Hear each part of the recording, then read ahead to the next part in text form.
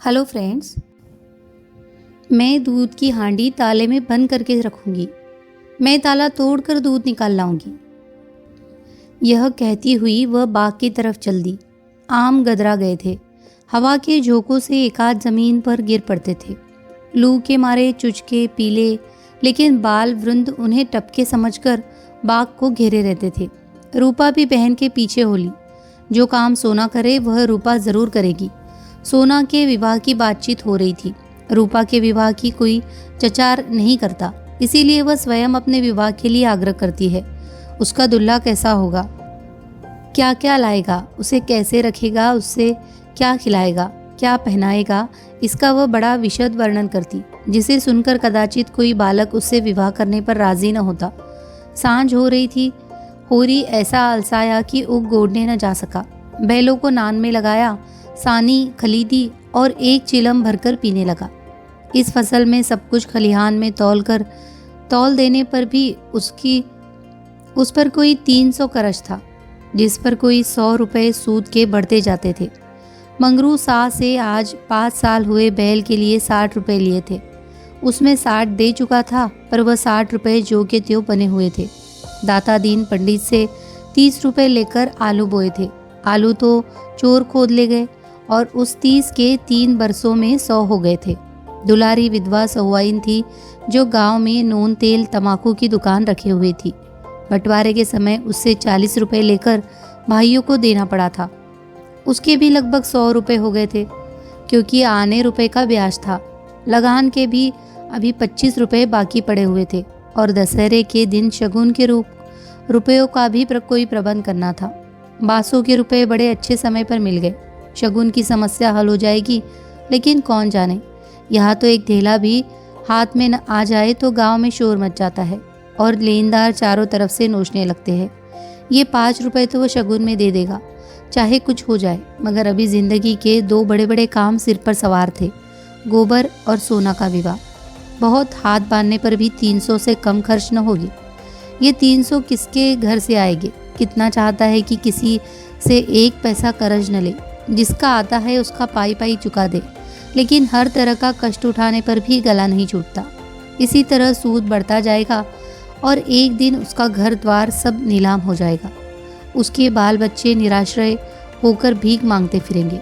होरी जब काम धंधे से छुट्टी पाकर चिलम पीने लगता था तो यह चिंता एक काली दीवार की भांति चारों ओर से घेर लेती थी, जिसमें से निकलने की उससे कोई गली न सूझती थी। अगर संतोष था तो यही कि यह विपत्ति अकेले उसी के सिर न थी। प्रायः सभी किसानों का यही हाल था। अधिकांश की दशा तो इससे भी बदतर थी। शोभा और हीरा को उससे अलग हुए अभी कुल 3 साल हुए थे, मगर दोनों पर 400 का बोझ लद गया। झिंगूर 2 हल की खेती करता है, उस पर 1000 से कुछ बेसी ही देना है। जियावन महतो के घर भिखारी भीख भी नहीं जा पाता, लेकिन कर्जे का कोई ठिकाना नहीं। यहाँ कौन बचा है। सहसा सोना और रूपा दोनों दौड़ी हुई आई और एक साथ बोली, भैया गाय ला रहे हैं। आगे आगे गाय, पीछे पीछे भैया है।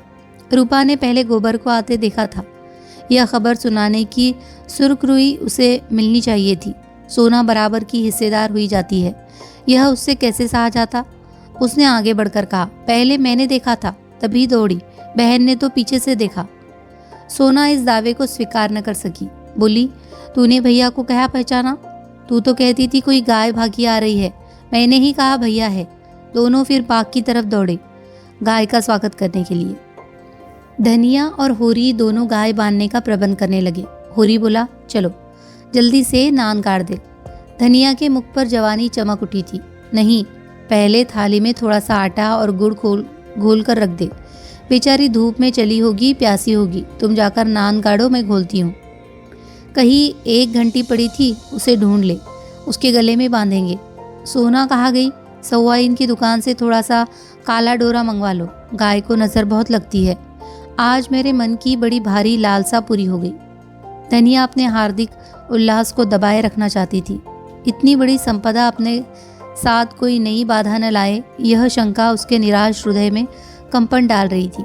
आकाश की ओर देखकर बोली, गाय के आने का आनंद तो जब है कि उसका पौरा भी अच्छा हो। भगवान के मन की बात है। मानो वह भगवान को भी धोखा देना चाहती थी। भगवान को भी दिखाना चाहती थी कि इस गाय के आने से उसे इतना आनंद नहीं हुआ कि ईर्ष्यालु भगवान सुख का पलड़ा ऊंचा करने के लिए कोई नई विपत्ति भेज दे। वह अभी आटा घोल ही रही थी कि गोबर का गाय को लिए बालकों के एक जुलूस के साथ द्वार पर पहुंचा। होरी दौड़कर गाय के गले से लिपट गया। धनिया ने आटा छोड़ दिया और जल्दी से एक पुरानी साड़ी का काला किनारा फाड़कर गाय के गले में बांध दिया। होरी श्रद्धा विवल नेत्रों से गाय को देख रहा था, मानो साक्षात देवी जी ने घर में पदार्पण किया हो। आज भगवान ने यह दिन दिखाया कि उसका घर गऊ के चरणों से पवित्र हो गया। यह सौभाग्य न जाने किसके पुण्य प्रताप से। धनिया ने भयातुर होकर कहा, खड़े क्या हो, आंगन में नांद गाड़ दो। आंगन में जगह कहाँ है? बहुत जगह है, मैं तो बाहर ही गाड़ता हूँ। पागल न बनो, गाँव का हाल जानकर भी अनजान बनते हो। अरे भित्ते भर के आंगन में गाय कहाँ बधेगी भाई? जो बात नहीं जानते उसमें टांग मत अड़ाया करो। संसार भर की विद्या तुम ही नहीं पढ़े हो। होरी सचमुच आपे में था। गऊ उसके लिए केवल भक्ति और श्रद्धा की वस्तु नहीं, सजीव संपत्ति भी थी। वह उससे अपने द्वार की शोभा और अपने घर का गौरव बढ़ाना चाहता था। वह चाहता था लोग गाय को द्वार पर बंधे देखकर पूछे, यह किसका घर है? लोग कहे, होरी महतो का। तभी लड़की वाले भी उसकी विभूति से प्रभावित हो गए। आंगन में बंधी तो कौन देखेगा? धनिया इसके विपरीत सशंक थी। वह गाय को 7 पर्दों के अंदर छिपाकर रखना चाहती थी। अगर गाय 8 पहर कोठरी पर रहती तो शायद वह उसे बाहर न निकालने देती। यो हर बात में होरी की जीत होती थी। वह अपने पक्ष पर अड़ जाता था और धनिया को दबना पड़ता था। लेकिन आज धनिया के सामने होरी की एक न चली। धनिया लड़ने पर तैयार हो गई।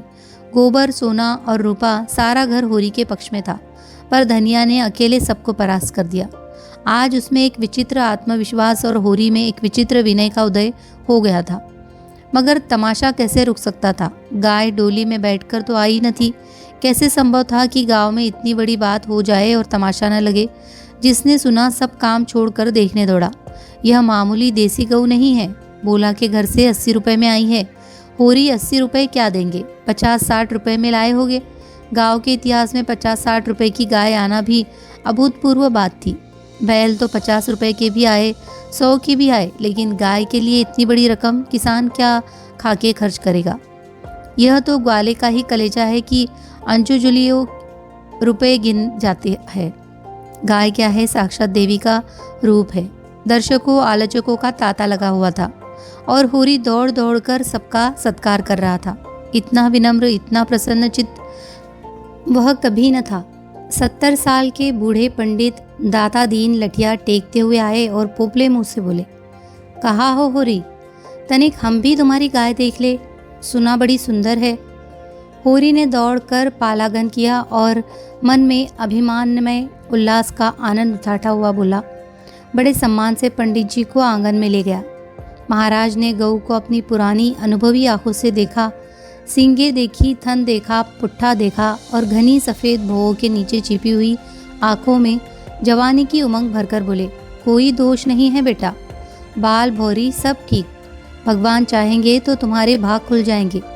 ऐसे अच्छे लक्षण हैं कि वाह, बस रातीब न कम होने पाए। एक एक बाछा 100-100 का होगा। होरी ने आनंद के सागर में डुबकियां खाते हुए कहा, सब आपका आशीर्वाद है दादा। दाता दीन ने सुरती की पीक थूकते हुए कहा, मेरा आशीर्वाद नहीं है बेटा, भगवान की दया है। यह सब प्रभु की दया है। रुपए नकद दिए? होरी ने बेपरखी उड़ाई। अपने महाजन के सामने भी अपनी समृद्धि प्रदर्शन का ऐसा अवसर पाकर वह कैसे छोड़े? टके की नई टोपी सिर पर रखकर जब हम अकड़ने लगते हैं, जरा देर के लिए किसी सवारी पर बैठकर जब हम आकाश में उड़ने लगते हैं, तो इतनी बड़ी विभूति पाकर क्यों न उसका दिमाग आसमान पर चढ़े।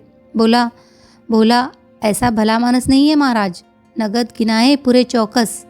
अपने महाजन के सामने यह डिंग मारकर होरी ने नादानी तो की थी, पर दाता दीन के मुख पर असंतोष का कोई चिन्ह न दिखाई दिया। इस थकन में कितना सत्य है, यह उनकी उन बूझी आंखों से छिपा न रह सका, जिनमें ज्योति की जगह अनुभव छिपा बैठा था। प्रसन्न होकर बोले, कोई हरज नहीं बेटा, कोई हरज नहीं, भगवान सब कल्याण करेंगे। 5 सेर दूध है, इसमें बच्चे के लिए छोड़कर। धनिया ने तुरंत टोका, अरे नहीं महाराज, इतना दूध कहाँ, बुढ़िया तो हो गई है, फिर यहाँ राती कहाँ धरा है। दाता दीन ने मर्म भरी आंखों से देखकर उसकी सतर्कता को स्वीकार किया, मानो कह रहे हो गृहिणी का यही धर्म है, सीटना मर्दों का काम है, उन्हें सीटने दो। फिर रहस्य भरे स्वर में बोले, बाहर न बांधना, इतना कह देते हैं। धनिया ने पति की ओर विजयी आंखों से देखा, मानो कह रही हो, लो अब तो मानोगे। दाता दीन से बोली, नहीं महाराज, बाहर क्या बांधेंगे, भगवान दे तो इसी आंगन में 3 गाय और बन सकती है। सारा गांव गाय देखने आया, नहीं आए तो शोभा और हीरा, जो अपने सगे भाई थे। होरी के हृदय में भाइयों के लिए अब भी कोमल स्थान था। वह दोनों आकर देख लेते और प्रसन्न हो जाते तो उसकी मनोकामना पूरी हो जाती। सांझ हो गई, दोनों पूर लेकर लौट आए। इसी द्वार से निकले, पर पूछा कुछ नहीं। होरी ने डरते डरते धनिया से कहा, न शोभा आया न हीरा, सुना न होगा। धनिया बोली, तो यहाँ कौन उन्हें बुलाने जाता है। तू बात तो समझती नहीं, लड़ने के लिए तैयार रहती है। भगवान ने जब यह दिन दिखाया है तो हमें सिर झुकाकर चलना चाहिए। आदमी को अपने सगों के मुंह से अपनी भलाई बुराई सुनने की जितनी लालसा होती है, बाहर वालों के मुंह से नहीं। फिर अपने भाई लाख बुरे हो, है तो अपने भाई ही। अपने हिस्से बखरे के लिए सभी लड़ते हैं, पर इससे खून थोड़े ही बच जाता है। दोनों को बुलाकर दिखा देना चाहिए, नहीं कहेंगे गाय लाए, हमसे कहा तक नहीं। धनिया ने नाक सिकोड़कर कहा, मैंने तुमसे 100 बार 1000 बार कह दिया, मेरे मुंह पर भाइयों का बखान न किया करो। उनका नाम सुनकर भी मेरी देह में आग लग जाती है। सारे गांव ने सुना, क्या उन्होंने न सुना होगा।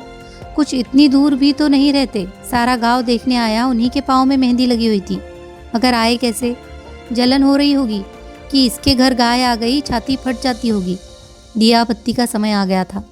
धनिया ने जाकर देखा तो बोतल में मिट्टी का तेल न था। बोतल उठाकर तेल लाने चली गई। पैसे होते तो रूपा को बेचती, उधार लाना था। कुछ मुंह देखी कहेगी, कुछ लल्लो चप्पो करेगी, तभी तो तेल उधार मिलेगा।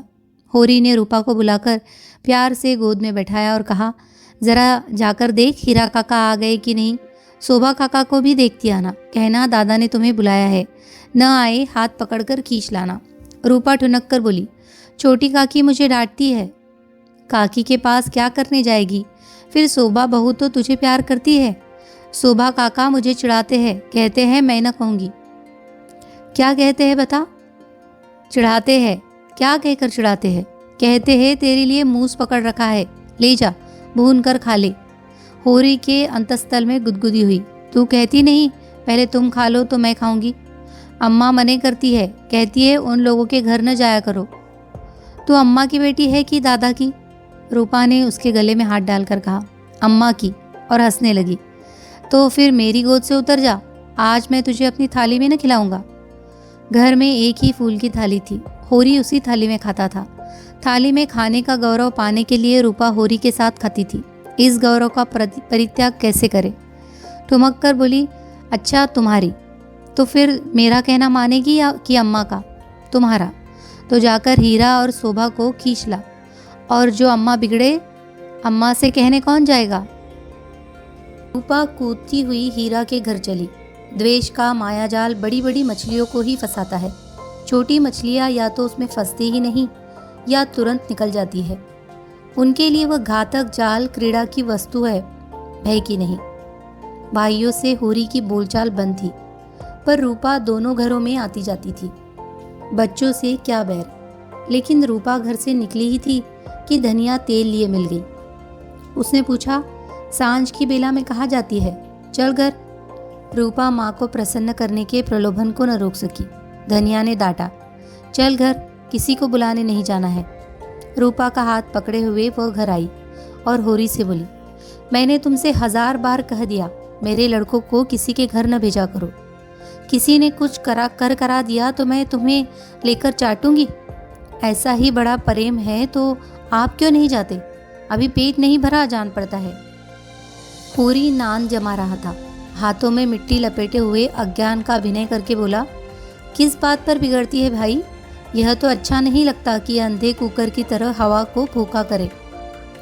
धनिया को कुप्पी में तेल डालना था, इस समय झगड़ा न बढ़ाना चाहती थी। रूपा भी लड़कों में जा मिली। पहर रात से ज़्यादा जा चुकी थी, नान गड़ चुकी थी, सानी और खली डाल दी गई थी। गाय मनमारे उदास बैठी थी, जैसे कोई वधू ससुराल आई हो। नान में मुंह तक न डालती थी। होरी और गोबर खाकर आधी आधी रोटियां उसके लिए लाए, पर उसने सूंघा तक नहीं। मगर यह कोई नई बात न थी।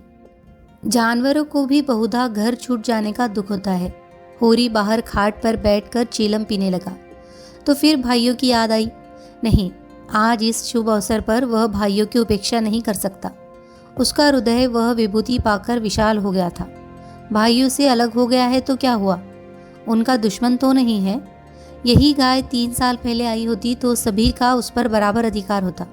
और कल को यही गाय दूध देने लगेगी तो क्या वह भाइयों के घर दूध न भेजेगा या दही न भेजेगा? ऐसा तो उसका धर्म नहीं है। भाई उसका बुरा चेते, वह क्यों उसका बुरा चेते? अपनी अपनी करनी तो अपने अपने हाथ है। उसने नारियल खाट के पाए से लगाकर रख दिया और हीरा के घर की ओर चला। शोभा का घर भी उधर ही था। दोनों अपने अपने द्वार पर लेटे हुए थे। काफी अंधेरा था। होरी पर उनमें से किसी की निगाह नहीं पड़ी। दोनों में कुछ बातें हो रही थी। होरी ठिठक गया और उनकी बातें सुनने लगा। ऐसा आदमी कहाँ है जो अपनी चर्चा सुनकर टाल जाए? हीरा ने कहा, जब तक एक में थे एक बकरी भी नहीं ली, अब पछाई गाय ली जाती है। भाई का हक मारकर किसी को फलते फूलते नहीं देखा। शोभा बोला, यह तुम अन्याय कर रहे हो हीरा। भैया ने एक एक पैसे का हिसाब दे दिया था। ये मैं कभी न मानूंगा कि उन्होंने पहले की कमाई छिपा रखी थी। तुम मानो चाहे न मानो, यह पहले की कमाई। किसी पर झूठा इल्जाम न लगाना चाहिए। अच्छा, तो यह रुपए कहाँ से आ गए? कहाँ से हुन बरस पड़ा? उतने ही खेत तो हमारे पास भी है, उतनी ही उपज हमारी भी है। फिर क्यों हमारे पास कफन को कौड़ी नहीं और उनके घर नई गाय आती है? उधार लाए होगे। भोला उधार देने वाला आदमी नहीं है। कुछ भी हो, गाय है बड़ी सुंदर। गोबर लिए जाता था तो मैंने रास्ते में देखा। बेईमानी का धन जैसे आता है वैसे ही जाता है। भगवान चाहेंगे तो बहुत दिन गाय घर में न रहेगी। होरी से और न सुना गया। वह बीती बातों को बिसार कर अपने हृदय में स्नेह और सौहार्द भरे भाइयों के पास आया था। इस आघात ने जैसे उसके हृदय में छेद कर दिया और वह रस भाव उसमें किसी तरह नहीं टिक रहा था। लत्ते और चिथड़े ठूस कर अब उस प्रवाह को नहीं रोक सकता था। जी में एक उबाल आया कि उसी क्षण इस आक्षेप का जवाब दे, लेकिन बात बढ़ जाने के भय से चुप रहा। अगर उसकी नीयत साफ है तो कोई और कुछ नहीं कर सकता। भगवान के सामने वह निर्दोष है। दूसरों की उसे परवाह नहीं। उल्टे पांव लौट आया और वह जला हुआ तंबाकू पीने लगा। लेकिन जैसे वह विष प्रतिक्षण उसकी धमनियों में फैलता जाता था, उसने सो जाने का प्रयास किया, पर नींद न आई। बैलों के पास जाकर उन्हें सहलाने लगा। विष शांत न हुआ। दूसरी चिलम भरी, लेकिन उसमें भी कुछ रस न था। विष ने जैसे चेतना को आक्रांत कर दिया था। जैसे नशे में चेतना एकांगी हो जाती है, जैसे फैला हुआ पानी एक दिशा में बहकर वेगवान हो जाता है, वही मनोवृत्ति उसकी हो रही थी। उसी उन्माद की दशा में वह अंदर गया। अभी द्वार खुला हुआ था। आंगन में एक किनारे चटाई पर लेटी हुई धनिया सोना से देह दबा रही थी और रूपा, जो रोज सांझ होते ही सो जाती थी, आज खड़ी गाय का मुंह सहला रही थी। होरी ने जाकर गाय को खूंटे से खोल दिया और द्वार की ओर ले चला। वह इसी वक्त गाय को भोला के घर पहुंचाने का दृढ़ निश्चय कर चुका था। इतना बड़ा कलंक सिर पर लेकर वह अब गाय को घर में नहीं रख सकता, किसी तरह नहीं। धनिया ने पूछा, कहाँ लिए जाते हो रात को? होरी ने एक पग बढ़ाकर कहा, ले जाता हूँ भोला के घर, लौटा दूंगा।